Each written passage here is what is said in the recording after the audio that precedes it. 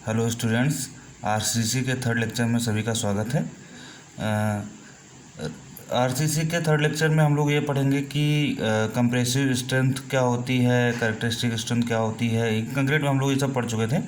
आगे हम लोग पढ़ेंगे कि कितने मेथड होते हैं, है ना। डिज़ाइनिंग के मेथड कितने होते हैं रीइंफोर्समेंट कंक्रीट स्ट्रक्चर्स के, अगर इनको डिज़ाइन करना हो तो इन सबको पढ़ने से पहले हम लोगों ने पिछली बार पढ़ा था, पिछले लेक्चर में, कंप्रेसिव स्ट्रेंथ क्या होती है, कैरेक्टरिस्टिक स्ट्रेंथ क्या होती है।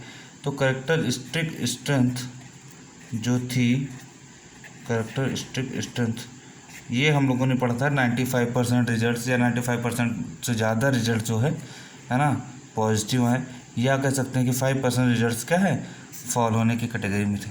अब हम लोग नेक्स्ट स्ट्रेंथ पढ़ेंगे जो है target mean strength of concrete. ठीक, टारगेट मीन स्ट्रेंथ का मतलब ये हुआ कि मान लीजिए हम लोगों ने कैरेक्टरिस्टिक स्ट्रेंथ जो हम लोगों कंक्रीट की होती थी उसको हम लिखते थे FCK से। किससे लिखते थे? FCK से डिनोट करते हैं। ठीक, FCK। तो मान लीजिए FCK 1 निकला, FCK 2 निकला, है ना। ढेर सारी वैल्यूज़ आई, तो उसमें से देखा जाए, अगर मीन मतलब एवरेज अगर लिया जाए तो क्या होगा, है ना। मीन अगर एवरेज लिया जाए तो क्या होगा, तो FM इक्वल्स टू इसका फार्मूला होता है FCK प्लस 1.6 सिग्मा। ठीक, 1.6 सिग्मा। अब FCK तो कैरेक्टरिस्टिक स्ट्रेंथ है, पता है। सिग्मा क्या है? सिग्मा है स्टैंडर्ड डेविएशन। ये सब जितनी चीज़ें बता रहे हैं, ये सब चीज़ें इम्पॉर्टेंट है, एग्ज़ाम में आने वाली चीज़ें हैं। तो ये मत सोचिए कि ये सब फर्जी चीज़ें क्या हैं, अलग सी चीज़ें क्या हैं। ये सारी की सारी चीज़ें इम्पॉर्टेंट है, एग्ज़ाम में आने वाली चीज़ें हैं। स्टैंडर्ड डेविएशन कहते हैं सिग्मा। ठीक, अच्छा, अब ये है क्या सिग्मा, है ना। ये target mean strength of concrete आया कहाँ से? तो कुछ नहीं, सेम कैरेक्टरिस्टिक स्ट्रेंथ की तरह ही है। इसमें क्या है, 50% results are expected to fall, मतलब 50% रिजल्ट जो है ना, पॉजिटिव आते हैं और 50% रिजल्ट नेगेटिव आने की संभावना रहती है। क्लियर। अब क्या है, स्टैंडर्ड डेविएशन क्या होता है? तो स्टैंडर्ड डेविएशन अभी के लिए ये जानिए कि IS 456/2000 के अकॉर्डिंग 4 न्यूटन पर mm स्क्वायर, 4 न्यूटन पर mm स्क्वायर फॉर किसके लिए? M20 एंड M25 के लिए। ठीक, और 5 न्यूटन पर mm स्क्वायर, 5 न्यूटन पर mm स्क्वायर किसके लिए? M30 एंड एबव, उससे ऊपर के लिए। ये चीज़ें याद रखिएगा, किसके अकॉर्डिंग टू IS 456/2004-5-6-2000। क्लियर। अब अगर हमें ये इस फार्मूले से मान लीजिए कि M20 के लिए निकालना हो तो क्या निकालेंगे? FCK प्लस 1 पॉइंट, मान लीजिए फॉर M20 निकालना है तो M20 के लिए कितना होता है? 4 होता है। तो FCK 20 प्लस M20 मतलब क्या होगा? FCK कितना हमारा 20 है, 20 प्लस 1.6 इंटू 4, तो कितना आएगा? 20 प्लस तो 26.4। ये आपकी हमारी आ जाएगी न्यूटन पर mm स्क्वायर। न्यूटन पर ये आएगी 20, इतना, ये 26.4 न्यूटन पर mm स्क्वायर। तो ये इतनी चीज़ें आ जाएगी target mean strength of concrete. ठीक है।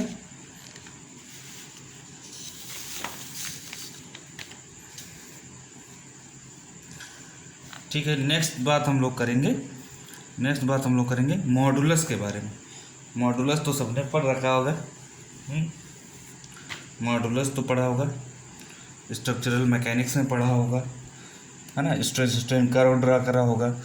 तो मॉडुलस के बारे में हम लोग पढ़ते हैं कि मॉडुलस होता क्या है ना। मॉडुलस क्या होता है, जाहिर सी बात है मॉडुलस है ना, ई से लिखते हैं हम लोग। एक यंग मॉडुलस होता था, हम लोग पढ़ते थे, हुक्स लॉ पढ़ते थे है ना। यंग्स मॉडुलस क्या होता था, स्ट्रेस अपॉन स्ट्रेन होता था, सबने पढ़ा होगा है ना, स्ट्रेस अपॉन स्ट्रेन।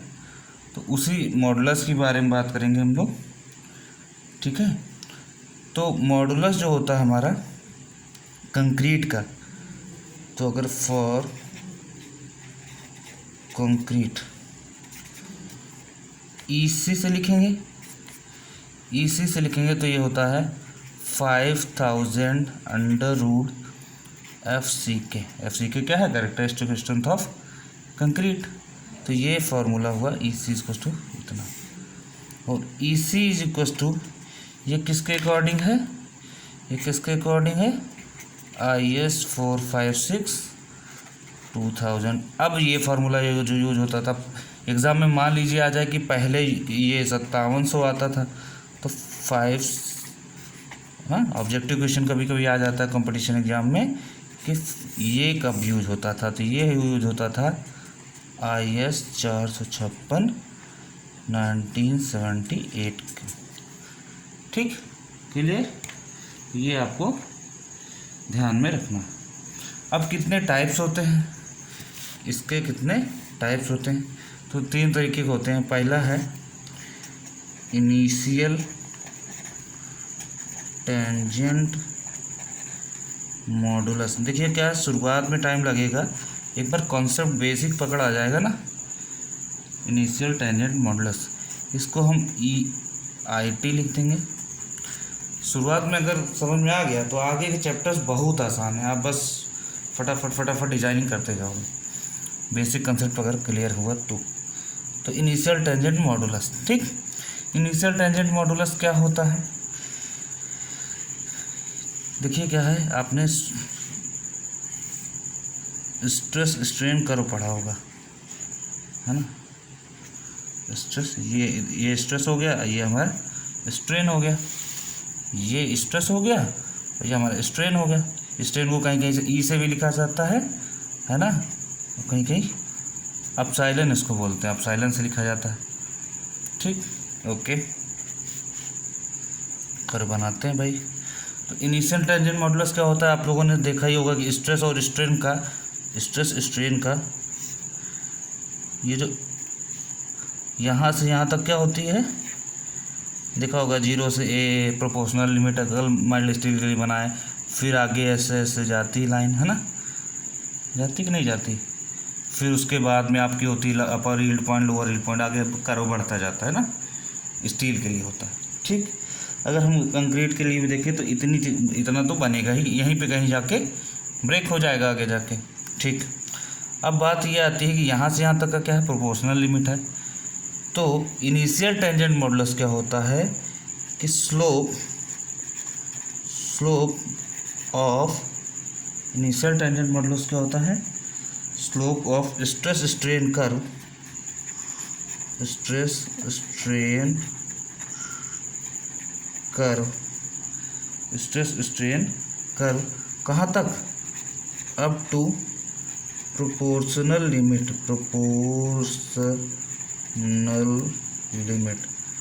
मतलब कुल मिला के यहाँ से यहाँ तक प्रोपोर्शनल लिमिट है, तो ये स्ट्रेस यहाँ से यहाँ तक, ये स्ट्रेन यहाँ से यहाँ तक, तो इसका जो भी स्लोप होगा, अगर इसको हम थीटा लिखना चाहें लिख लें, तो ये क्या देगा, ये स्लोप जो है वो थीटा की वैल्यू tan थीटा, तो वो tan थीटा स्लोप होता है ना m।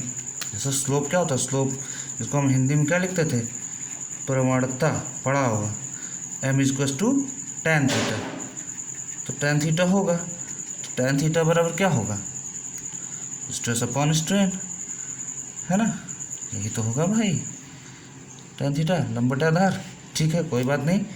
तो EIT is equals to tan theta, equals to EIT equals to tan theta, तो यही EIT क्या कहलाता है, इनिशियल टेंजेंट मॉडुलस क्या कहलाता है?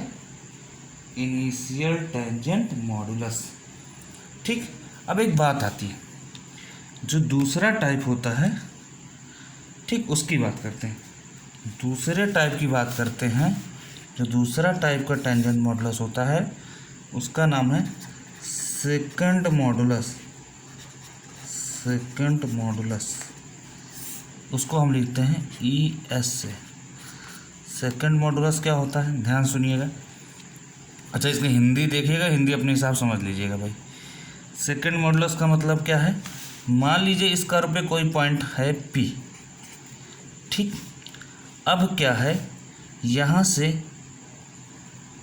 P पॉइंट को मिलाइए, ठीक। यहाँ से P पॉइंट को हमने मिलाया, तो यहाँ से हमने P पॉइंट को मिलाया, तो अब कुछ और एंगल बनेगा, जाहिर सी बात है, क्योंकि यहाँ तक प्रोपोर्शनल लिमिट है, इसके आगे प्रोपोर्शनल लिमिट ख़त्म हो गई है, ठीक। मान लीजिए एंगल है फाई, तो ये जो स्लोप होगा, है ना, स्लोप ऑफ ES इसको क्या होगा? स्लोप ऑफ स्ट्रेस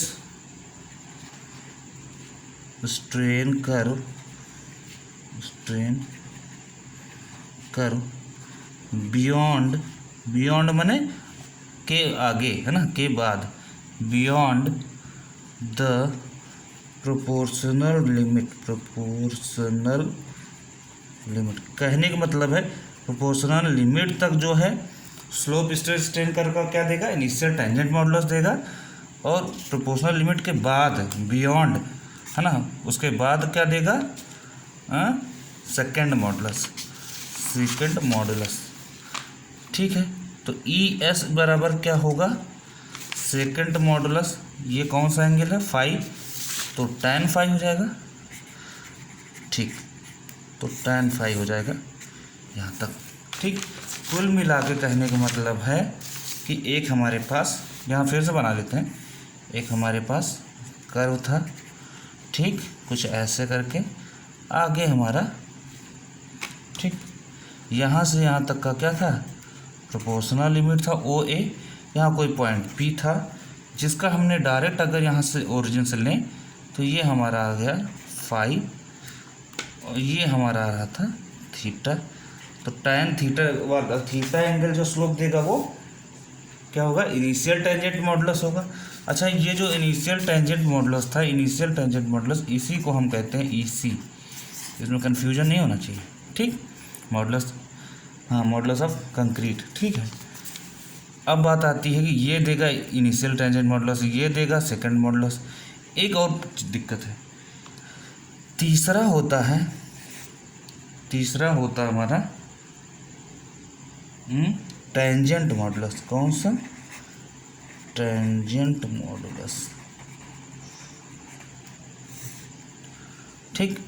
एग्ज़ाम में क्वेश्चन ये सब आएगा तो ठीक है, नहीं आएगा तो एक जो अब बताने जा रहे हैं वो ज़रूर आता है ना, कंपटीशन एग्जाम में। तो टेंजेंट मॉडुलस क्या होगा? उसको हम लिख सकते हैं ET से, ठीक है। तो टेंजेंट मॉडुलस क्या होता है कि यही जो पॉइंट हमारा P था, अगर इस पर हम टेंजेंट ड्रॉ करें, टेंजेंट माने स्पर्शी, है ना, स्पर्श रेखा अगर हम ड्रॉ करें, और ये जाहिर सी बात है यहाँ से गया तो कर्व होगा, ठीक। तो ये स्पर्श रेखा अगर हम ड्रॉ करें तो इस स्पर्श रेखा से कर्व के बीच कुछ ना कुछ एंगल बनेगा, मान लो अल्फ़ा बना, तो ये जो कर्व, ये जो हमारा tan अल्फ़ा होगा, है ना, ये जो हमारा tan अल्फ़ा होगा, स्लोप ऑफ, tan अल्फ़ा मैंने slope, slope of stress strain curve from tangent on a point, कहाँ? बियॉन्ड के बाद, बियॉन्ड द प्रोपोर्शनल लिमिट। अब कुछ लोग कह रहे होंगे सर हिंदी में बिल्कुल नहीं बता रहे हैं। कहने का मतलब है कि प्रोपोर्शनल लिमिट के आगे, बियॉन्ड, है ना, प्रोपोर्शनल लिमिट के आगे कोई पॉइंट P है, उस पर अगर हमने एक टेंजेंट खींचा, वहाँ से कर्व के बीच जो भी एंगल है वही हमारा क्या है? स्लोप बना रहा होगा, सॉरी अल्फ़ा, स्लोप बना रहा होगा, वही हमारा tan अल्फ़ा क्या कहलाएगा, टेंजेंट मॉडुलस टैन अल्फ़ा होगा ET और टैन अल्फ़ा। अब एक बात बताइए, ध्यान से सोच के बताइएगा, ये थीटा ज़्यादा स्लोप देगा या फाई ज़्यादा स्लोप देगा या अल्फ़ा। ये एग्ज़ाम में क्वेश्चन कई बार आया हुआ है कंपटीशन में, और आएगा भी, ये श्योरिटी है। जाहिर सी बात है, थीटा ज़्यादा स्लोप देगा, फिर धीरे धीरे एंगल कम होता जा रहा है, मतलब स्लोप कम होगा, फाई कम देगा और अल्फ़ा बहुत ही कम स्लोप देगा। कुल मिला के जो EIT होगा, initial tangent, is greater than, अब क्या होगा, second modulus is greater than tangent modulus. ये चीज़ ऑलवेज होगा ही होगा, इतना दिमाग में रख लीजिए, पक्का। चलिए, इतना क्लियर हो गया होगा, मेरे ख्याल से हो जाना भी चाहिए, ठीक। एक और टर्म आता है, कुछ छोटे छोटे टर्म्स हैं वो पढ़ लेते हैं, फिर हम लोग आगे बढ़ते हैं। एक टर्म आता है क्रीप, एक टर्म आता है क्रीप।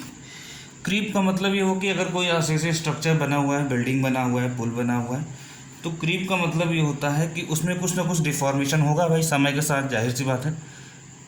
10 साल बाद कुछ उसकी स्ट्रेंथ कम होगी, डिफॉर्मेशन होता रहेगा कंटिन्यूअस, है ना। 10 साल बाद, 20 साल बाद, 30 साल बाद। तो कुल मिला, क्योंकि लोडिंग तो ऑलरेडी है ही है।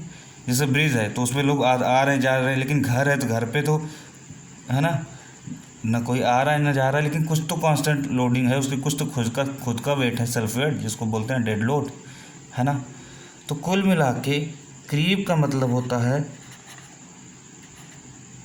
कॉन्टीन्यूअस, ठीक है, continuous deformation, continuous deformation under constant loading,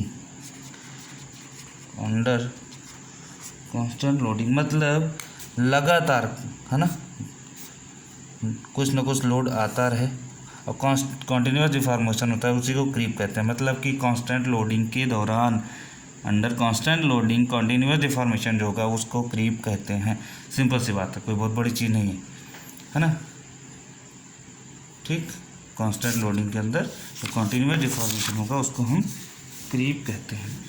creep अगर आ गया तो एक टर्म और आता है जिसको हम बोलते हैं क्रीप कोफिशिएंट, क्रीप कोफिशिएंट, ठीक है, क्रीप कोफिशिएंट, ठीक। क्रीप कोफिशिएंट को थीटा से भी कहीं कहीं लिखा जाता है, किसी किसी बुक में फाई से भी लिखा गया, आप जिससे चाहें लिख सकते हैं, ठीक है। ये किस पे डिपेंड करता है, creep coefficient directly depends upon age of loading, age of loading. जैसा अभी मैंने बताया कि क्रीप क्या है, लोडिंग कंडीशन पे डिपेंड करता है ना, लोडिंग कंडीशन पे डिपेंड करता है, कॉन्टीन्यूअस डिफॉर्मेशन होता है। एज ऑफ लोडिंग की 1 साल बाद क्या होगा, 7 दिन बाद क्या होगा, 28 दिन बाद क्या होगा, है ना। तो इसकी वैल्यू जो है ज़रूरी है याद, चाहे आप याद कर लीजिए, चाहे कहीं दिमाग में रख लीजिए, आप जैसा चाहे वैसा कर सकते हैं। इसकी कुछ नहीं, ज़्यादातर एग्जाम में पूछ लिया जाता है कि इसकी वैल्यू कितनी होती है।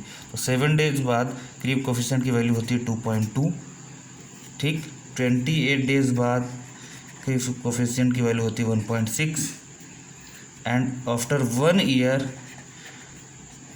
1.1। मतलब जैसे जैसे आपका ईयर बढ़ता जाएगा, एज टाइम बढ़ता जाएगा, वैसे वैसे इसमें अंतर कम आएगा। पहले 2.2 था, फिर 1.6 हुआ, फिर 1.1 ही रह गया, है ना। जो घटने बढ़ने के चांसेस होंगे बड़े जल्दी होंगे, उसके बाद धीरे धीरे समय के साथ साथ धीरे ही, बहुत कम ही घटे बढ़ेगा। एक मॉडुलस और होता है, तो वो भी हम लोग देख लेते हैं, उसका नाम है long term modulus of elasticity, modulus of elasticity, जिसको बोलते हैं, क्या लिख सकते हैं, मॉडुलस ऑफ इलास्टिसिटी, है ना। Long term modulus of elasticity तो ECL लिख सकते हैं, कंक्रीट का है, ठीक, ओके, लिख सकते हैं, क्यों नहीं लिख सकते। तो ECL इज इक्वल टू होता है EC modulus of concrete upon 1 plus यही क्रीप कोफिशिएंट 5, ये होता है। ये सब एक एक चीज़ आपको याद नहीं करना है। ये सारे फार्मूले कहाँ पे दिए हुए हैं?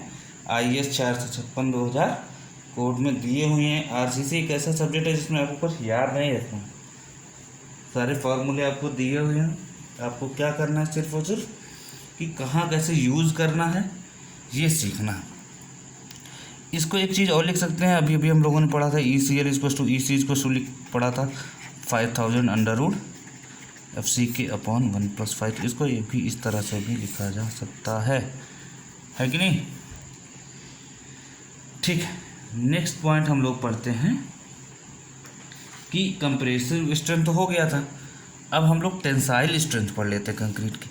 देखिए हम लोग कहते हैं कि ठीक है कंक्रीट टेंसाइल स्ट्रेंथ नहीं, बिल्कुल ही नहीं बियर करता, लेकिन थोड़ा बहुत तो होगा भाई। जाहिर सी बात है कि कंक्रीट फेल कर जाता है किसमें? टेंशन में, क्योंकि कंप्रेशन में स्ट्रांग होता है, तो टेंसाइल स्ट्रेंथ कुछ तो होगी। तो इसीलिए टेंसाइल स्ट्रेंथ को बोला जाता है, इसीलिए टेंसाइल स्ट्रेंथ को ही बोला जाता है also known as cracking strength. वो क्या करता है? क्रैक कर जाता है, क्रैकिंग स्ट्रेंथ। और इसको FCR के नाम से जाना जाता है ना, कोड में FCR के नाम से। CR मतलब क्रैकिंग, ठीक।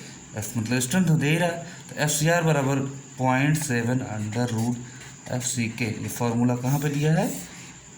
IS 456/2000 है ना, ठीक।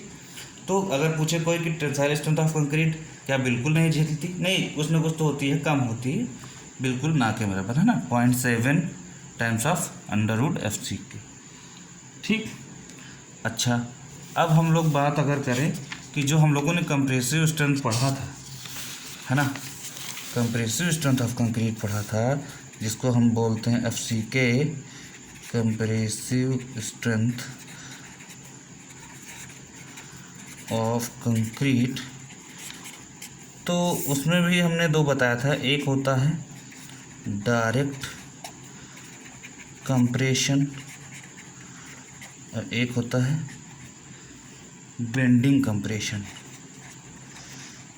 बेंडिंग कंप्रेशन, ठीक। डायरेक्ट कंप्रेशन को हम लोग लिखते हैं सिग्मा CC से, और इसको लिखते हैं सिग्मा CBC, ठीक। सिग्मा CBC और सिग्मा CC। सिग्मा CC का मतलब साफ साफ है कंप्रेसिव स्ट्रेंथ ऑफ, ध्यान सुनिए, इसका मतलब होता है कंप्रेसिव स्ट्रेंथ ऑफ, एक सी से कंप्रेसिव स्ट्रेंथ ऑफ है बेंडिंग कंप्रेशन, है ना, जो स्ट्रेंथ है, ठीक। तो किस में है? बेंडिंग कंप्रेशन जोन में है। ये किस में है?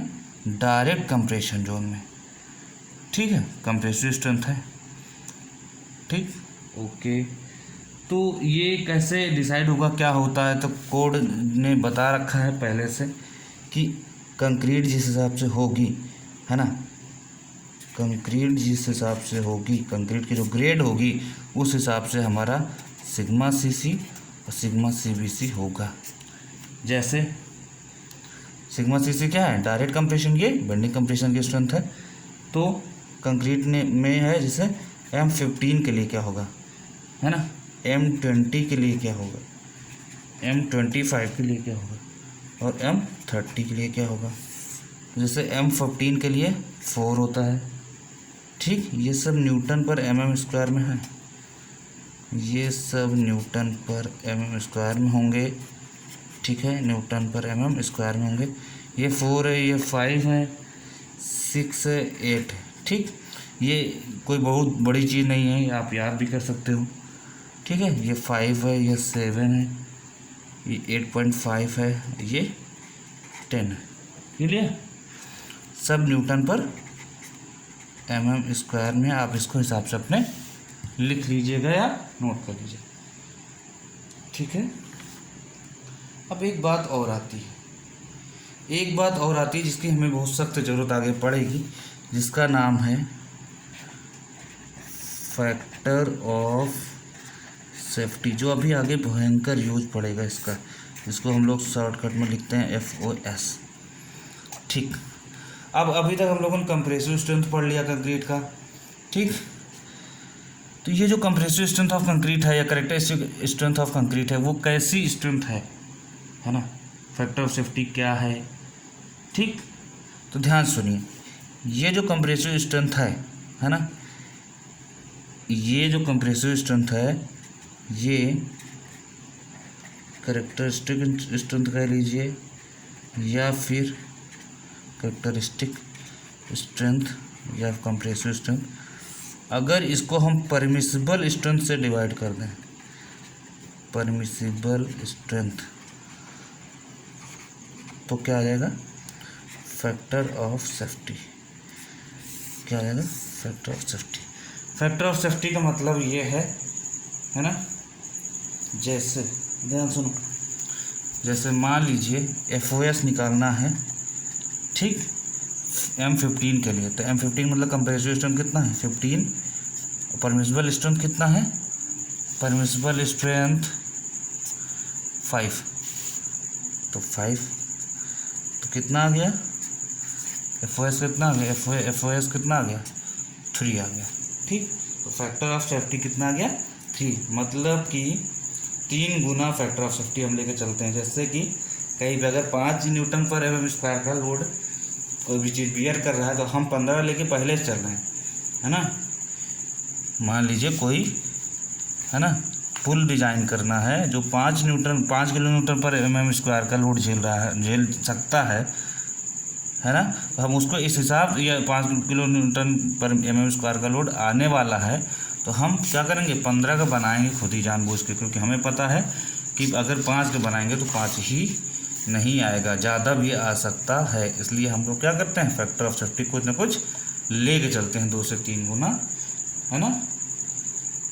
ठीक है, चलिए इतना हो गया।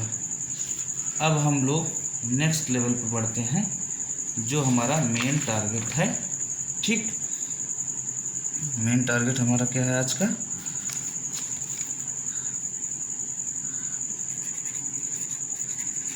मेथड्स ऑफ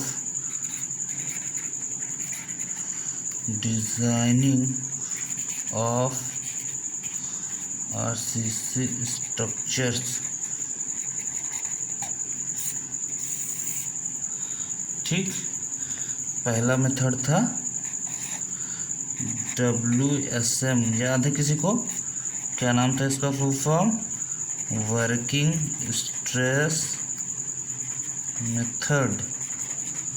ठीक है, इसका एक और नाम था WSM का, इलास्टिक मेथड।